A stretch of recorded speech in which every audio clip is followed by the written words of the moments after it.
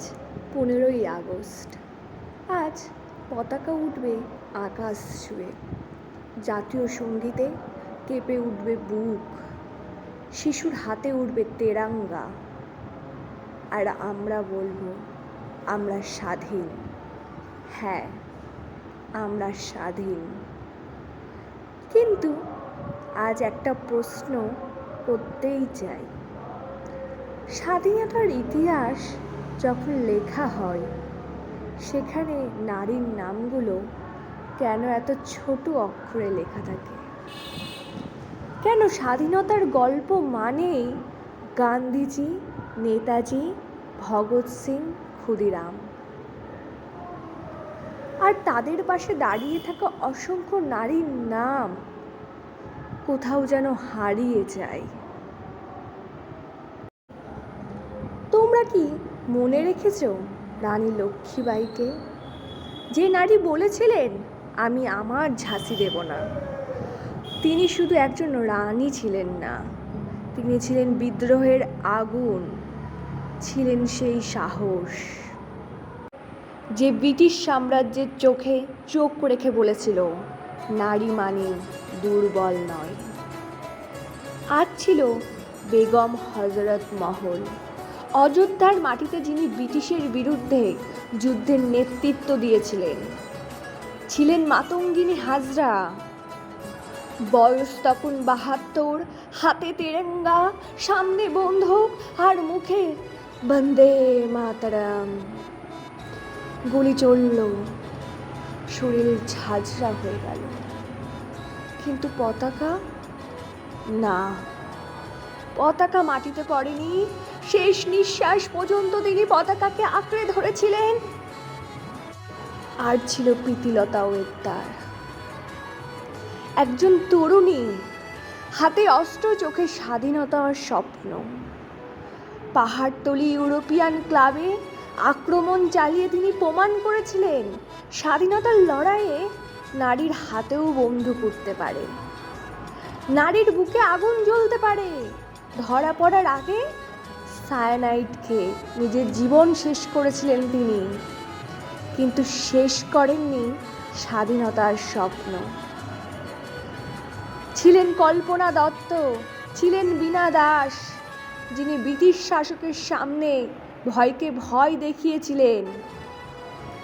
ছিলেন অরুণা আসাফ আলী, 1942-এর ভারত ছাড়ো আন্দোলনের সময়, যিনি বোম্বাইয়ে গোয়ালিয়া ট্যাঙ্ক ময়দানে জাতীয় পতাকা উত্তোলন করে ব্রিটিশ শাসনের বিরুদ্ধে বিদ্রোহের প্রতীক হয়ে উঠেছিলেন। আজ ছিলেন সরোজিনী নাইডু, কবি, বক্তা, সংগ্রামী, যার কণ্ঠে কবিতা ছিল, আবার সেই কণ্ঠেই ছিল স্বাধীনতার ডাক। কিন্তু বলতো, এরা কি শুধু ইতিহাসের পাতায় থাকার জন্যই লড়েছিলেন? না, তারা লড়েছিলেন একটা এমন ভারতের জন্য যেখানে মানুষ তার পরিচয় পাবে, তার সাহসে, তার স্বপ্নে, তার অধিকারেতে, নারী বলে নয়, পুরুষ বলে নয়, মানুষ হিসেবে। আজ ভারত স্বাধীন, কিন্তু আজও যখন একটা মেয়ে রাতে একা বাড়ি ফেরে, তার মা ফোন করে বলে সাবধানে আসিস। আজও যখন একটা মেয়ে নিজের পোশাক নিয়ে প্রশ্নের মুখে পড়ে, তখন স্বাধীনতা কোথায়? আজও যখন একটা মেয়েকে বলা হয় তুই মেয়ে, এটা তোর কাজ নয়, তখন স্বাধীনতা কোথায়? যখন তার স্বপ্নের আগে সমাজ লিখে দেয় মেয়ে হয়ে এত বড় স্বপ্ন দেখিস না, তখন স্বাধীনতা কোথায়?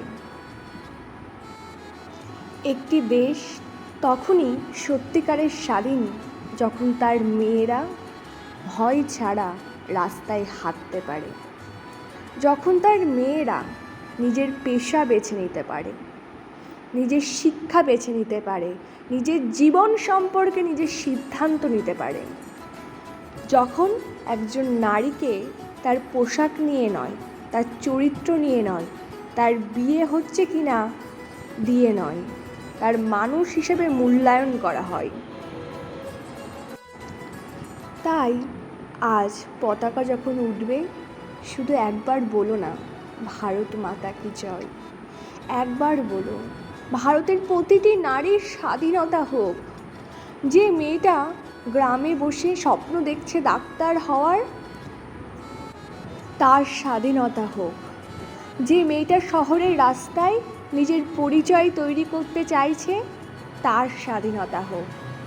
যে নারী সংসার সামলে নিজের হারিয়ে যাওয়ার স্বপ্নটাকে আবার খুঁজে নিতে চাইছে, তার স্বাধীনতা হোক। আর যে মেয়েটা আজও নিজের কণ্ঠে বলতে ভয় পায় আমি পারবো, তার ঠোঁটেও যেন আজ স্বাধীনতার ভাষা ফুটে ওঠে। স্বাধীনতা শুধু 1947-এর 15ই আগস্ট নয়, স্বাধীনতা একটা চলমান লড়াই।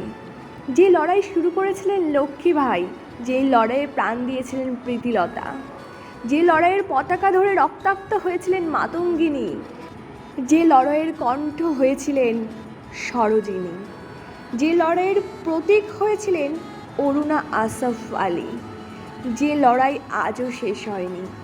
কারণ দেশের মাটি স্বাধীন হয়েছে, দেশের আকাশ স্বাধীন হয়েছে, কিন্তু যেদিন ভারতের প্রতিটি মেয়ে নিজের স্বপ্নকে ভয় না পেয়ে নিজের মতো করে বাঁচতে পারবে, সেদিনই হয়তো স্বাধীনতার পূর্ণ অর্থ আমরা বুঝতে পারবো। তাই আজ তেরাঙ্গার দিকে তাকিয়ে আমি শুধু বলবো না ভারত স্বাধীন, আমি বলবো ভারত স্বাধীন হয়েছে। আর আমরা সেই স্বাধীনতাকে প্রতিটি নারীর জীবনে পৌঁছে দেব। কারণ স্বাধীনতা তখনই পূর্ণ যখন স্বাধীন দেশের প্রতিটি নারীও স্বাধীন। জয় হিন্দ, বন্দে মাতরম।